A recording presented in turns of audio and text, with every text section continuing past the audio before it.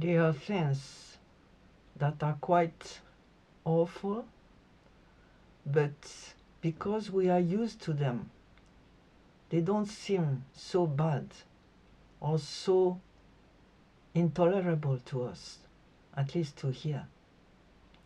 One time I was writing a novel for youth, and it was about human sacrifice and other stuff.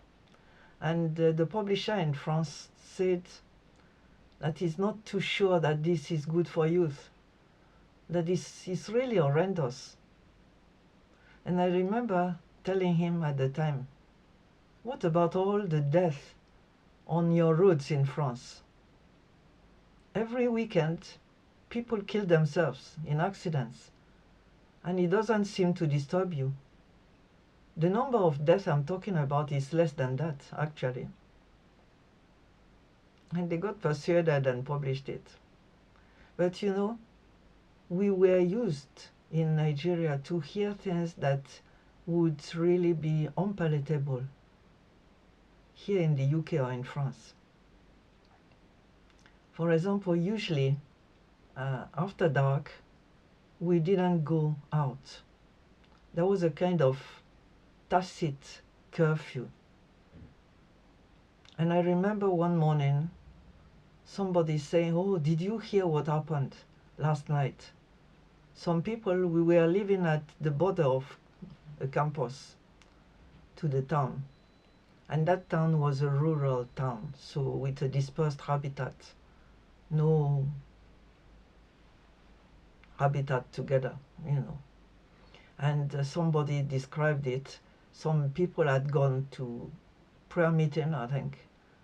And instead of waiting for daybreak to come out and return home, probably they left too early while it was still dark, pitch dark. And people found a body, and that body had parts missing. I think the eyes and something else got missing. And eventually after that we heard that it was a young lady and her brothers, and the brothers started trying to fight for her, and we are told to run away before they are all killed. So they eventually left her, and she died, and it was a bad death, yes. But there were others that were worse, obviously.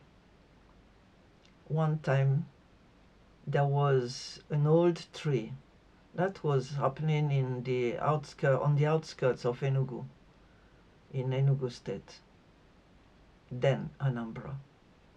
And people wanted, the youth in the village wanted to remove that tree and use the land to build a supermarket, a small supermarket. The elders in the town said no, that they couldn't do that, that this tree was a sacred tree. A lot of bats were perching on that tree, and they were considered sacred. And so nobody wanted to touch that tree. But the younger members of the council had the upper hand. And eventually people uprooted the tree and started constructing the supermarket. I don't know exactly what happened, but what we knew is at that time we used to travel from Nsukka to Enugu quite often. And at a point we noticed that people were dying in that village. There were burials almost daily. And it became such a plight that people had to go to the Dibia, the diviner, and asked what happened. It's not normal that people should just die like that. And what they were told was that they had offended the spirits by uprooting that tree. That what they had to do is to find another place and plant another tree, and then there will be costly sacrifices. And as part of the sacrifices, they had to find 70 heads, 70 human heads.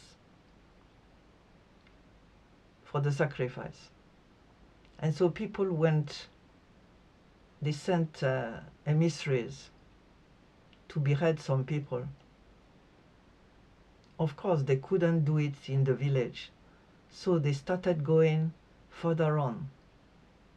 2, I think, were killed in the Ivoirian forest, nearby but not too close to the village.